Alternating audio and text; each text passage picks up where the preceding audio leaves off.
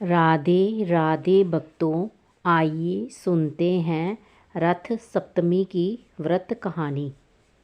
रथ सप्तमी का व्रत माघ मास के शुक्ल पक्ष की सप्तमी को रखा जाता है। रथ सप्तमी के दिन खास तौर पर सूर्य की आराधना की जाती है। मान्यता है कि सूर्योदय से पहले पवित्र नदियों में स्नान करने से सारे कष्टों से मुक्ति मिल जाती है। आज के दिन सुबह उठकर सूर्य नमस्कार और आराधना करने से घर में सुख शांति आती है, साथ ही घर के सभी क्लेश खत्म हो जाते हैं। एक बार की बात है, कंबोज साम्राज्य पर राजा यशोवर्मा नामक महान राजा राज्य किया करते थे। उनके उत्तराधिकारी के रूप में उनके कोई संतान नहीं हुई। राजा ने अनगिनत देवी देवताओं के मंदिरों में जाकर मन्नतें मुरादें मांगी ताकि उन्हें अपने राज्य के लिए कोई वारिस मिल जाए। परिणाम स्वरूप ईश्वरीय कृपा से उन्हें एक संतान प्राप्त हुई। उनकी ये खुशी अधिक दिनों तक बनी न रह सकी, क्योंकि उनका पुत्र मानसिक रूप से बीमार था। तभी उनके राज्य में एक साधु भ्रमण करते हुए पहुँचे। राजा ने अपने राजमहल में साधु का बहुत आदर सत्कार किया।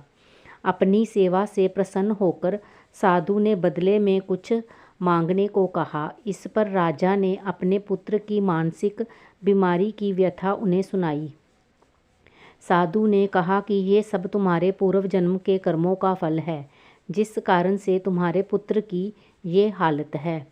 इस सब से उबरने के लिए साधु ने राजा को सूर्य रथ सप्तमी का व्रत पूरी सच्ची श्रद्धा और निष्ठा के साथ रखने को कहा।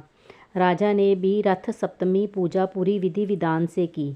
इस सब का परिणाम ये हुआ कि राजा का पुत्र धीरे धीरे मानसिक लाभ प्राप्त करने लगा और पूरी तरह ठीक हो गया। राजा के बाद उसके उस उत्तराधिकारी पुत्र ने राज्य पर शासन किया और कीर्ति यश प्राप्त किया।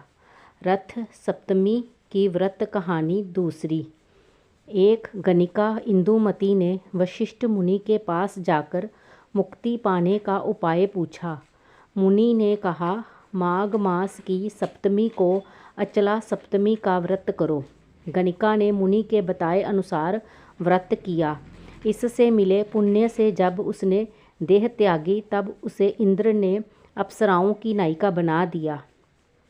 एक अन्य पौराणिक कथा के अनुसार भगवान कृष्ण के पुत्र शांब को अपने शारीरिक बल और सौष्ठव पर बहुत अधिक अभिमान हो गया था। शांब ने अपने इसी अभिमानवश होकर दुर्वासा ऋषि का अपमान कर दिया। दुर्वासा ऋषि को शांब की धृष्टता के कारण क्रोध आ गया, जिसके पश्चात उन्होंने शांब को कुष्ठ हो जाने का श्राप दे दिया। तब भगवान श्री कृष्ण ने अपने पुत्र शांब से भगवान सूर्य नारायण की उपासना करने के लिए कहा।